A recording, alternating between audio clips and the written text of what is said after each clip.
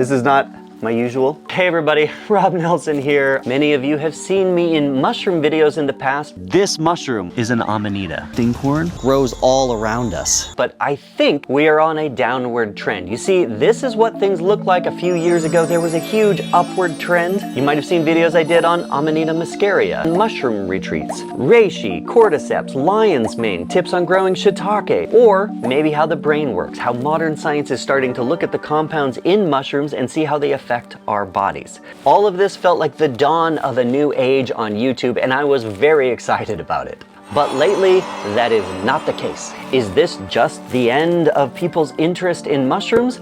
Or did something else happen which is tanking people's interest? Unfortunately, our YouTube account was taken down. My YouTube channel has been banned. We don't even do anything illegal. I guess mushrooms and mushroom education are dangerous. In other words, why or who is causing this downward trend in the mushroom revolution?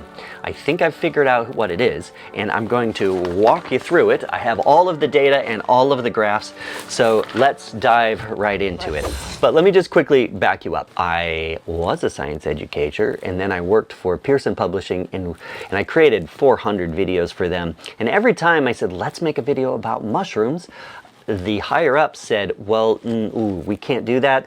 We could make it about the kingdom fungi, but we definitely don't want to encourage people to pick mushrooms, eat mushrooms, or really know anything about mushrooms, because if something happened, we'll be held liable.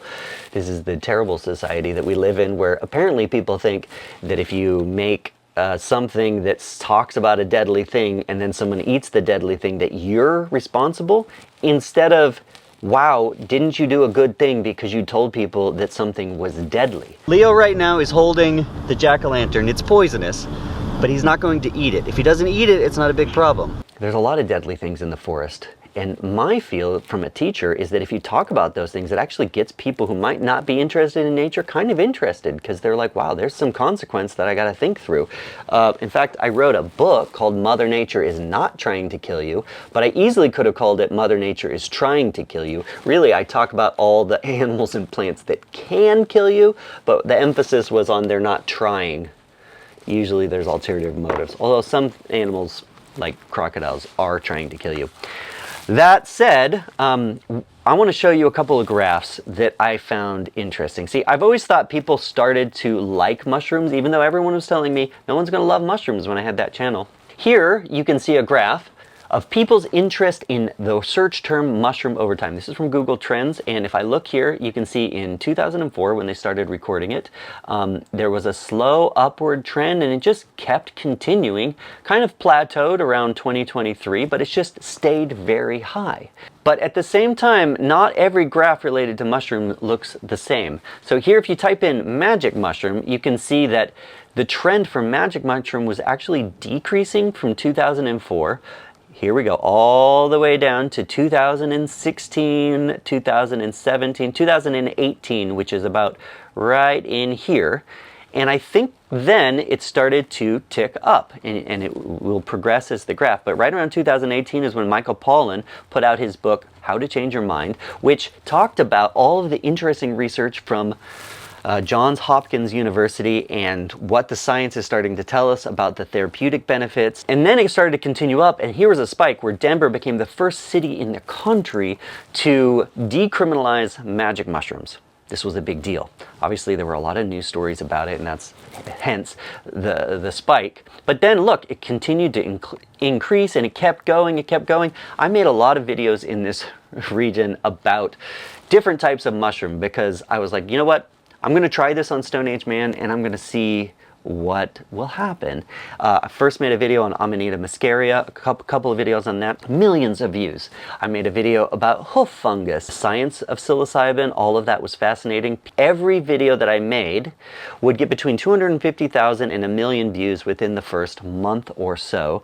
And so I started making lots of mushroom content for everyone. But here is what's kind of crazy. So right around here at 2023, things were getting very popular, and I'm just going to give you the giveaway. This is the peak of the mushroom boom.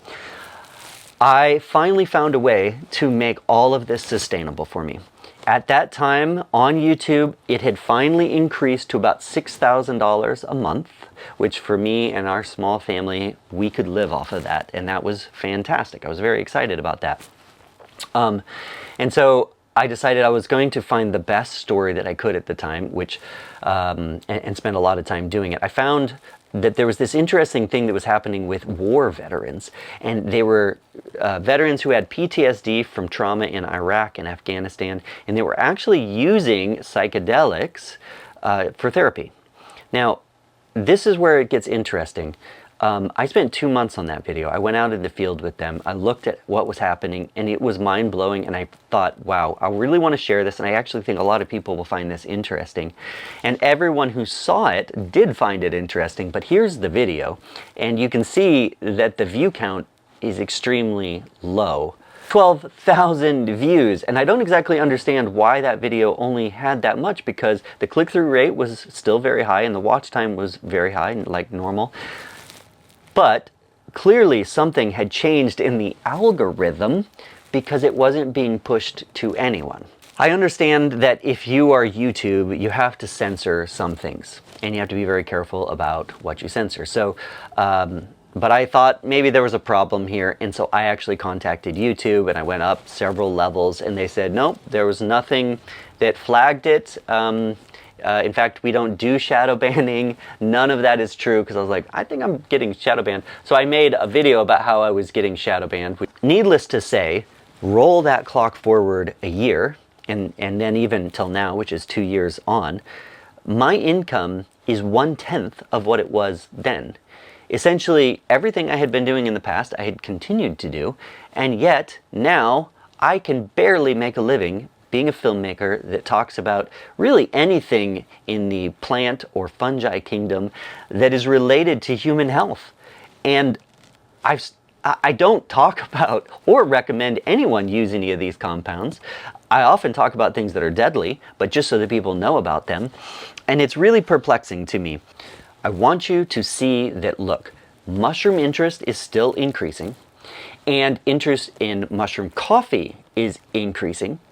But if you put in the search word psilocybin mushroom, sharp decline. We're at less than 50% of the interest from before. Magic mushrooms as a search term is decreasing, and medicinal mushrooms as a search term is decreasing. So really it's the things that are being used as therapy are decreasing. They're also the things that don't cost really anything. So I think you can see where I'm going here. Something is happening, and I'm getting suspicious, because I don't think people's interest is really decreasing, although this is search terminology and I'm aware of that. But I'm going to get to why I think that is the case. Now you need to take all this into consideration with this. This is my demographic information from the last video, but it's almost exactly the same for the last 5 videos. And this is blowing my mind. I, again, make videos so that kids can watch it, and kids are interested in it. And my kids like it, but for some reason, 0% of viewers are coming from the 13 to 17 and 18 to 24 demographics. I understand that because I'm in the 45 to 54 demographic, it makes sense that people in that range are kind of the highest demographic. But 0%. I mean, the decimal places go out here, so it's not 0.1%, 0. What that tells me is that YouTube is throttling down and completely restricting the content for anyone under 25. Now, I do talk about some things that are not age appropriate. I mark them, I make sure that I say they're only for 18 plus. Very few videos. I think there's only been 2. One was on the opium poppy that I did recently, and I did not talk about anything that was dangerous in that. In fact, I did not even encourage people to try anything related to that plant. I just talked about the history and the fascinating botany. I got a content warning, a flag, from YouTube for that video, simply for putting out information about it, which is very common knowledge in any sphere. I don't understand what is happening. So clearly there is being censorship from YouTube. There is an algorithm change. And so I thought, where is this coming from? One thought would be that it is the government. Now, obviously, there is one type of mushroom, which is a Schedule 1, drug that would be psilocybin mushrooms. And so you have to be very careful how you talk about that. And you definitely don't want to encourage anybody to use it. It's dangerous. So maybe it's the government putting a crackdown on YouTube. This is very a real option. So I called my friend at the FDA who didn't want to be named. He's quite high up there. And I said, where's this pressure coming from, to your knowledge? I mean, you know a lot about how all this works. And he said, look, it's not coming from the government. Unless there's some other agency that he doesn't know about, he said, it's not coming from there. He said, I am pretty sure that it's coming from Big Pharma. He said, you have to understand this. Big Pharma can advertise directly to consumers in the United States.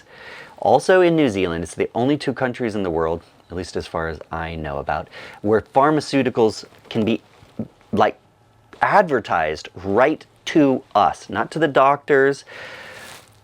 And that means that there's a huge financial interest in Big Pharma in the United States. Now, here's where I need to kind of walk you through my theory as how this works.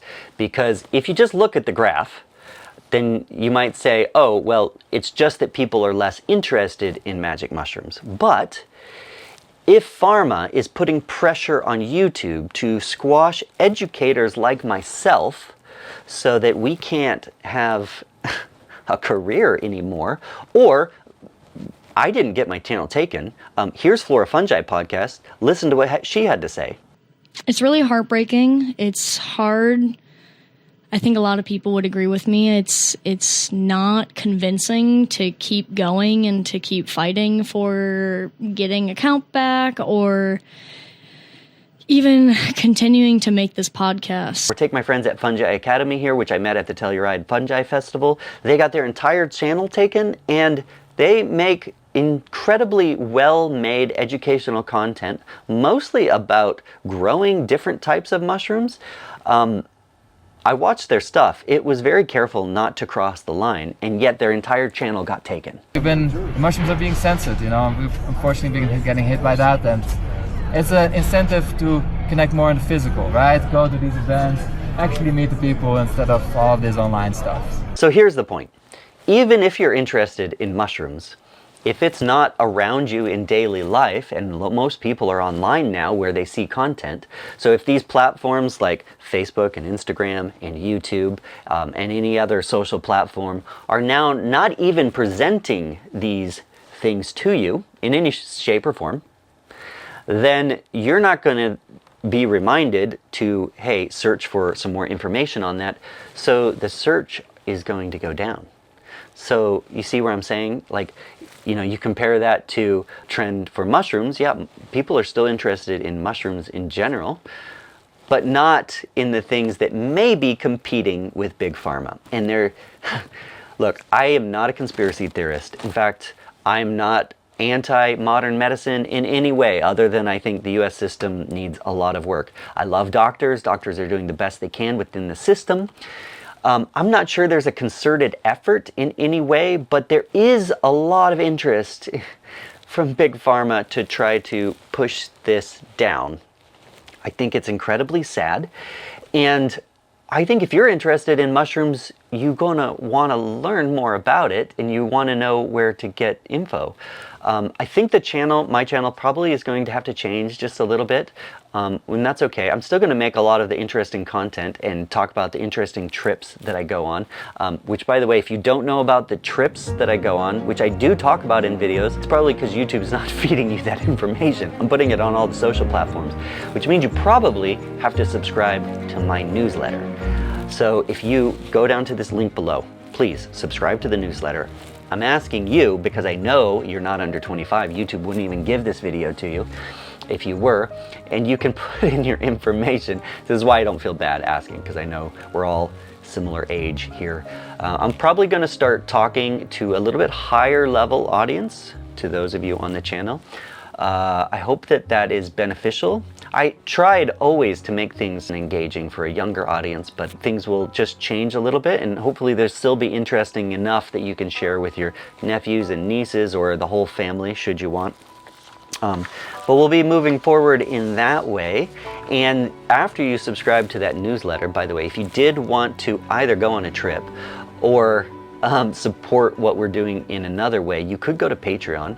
I do give special things to my Patreon community, but it's also a way to help support this education, because even if YouTube pulls the rug out from under us, we could keep going if we were doing it that way. I think maybe most importantly, what you could do if you wanted to was just continue to watch videos on the channel. I mean, maybe you want to go to these two next. These are banned videos that may actually hurt me getting this out there to you on YouTube, but they're one of my favorites, and I think you would enjoy watching them. And let me know what you think. I'm going to try to start engaging more with all of you and making sure that the content is in line with what you're looking for. So we'll see you in the next video.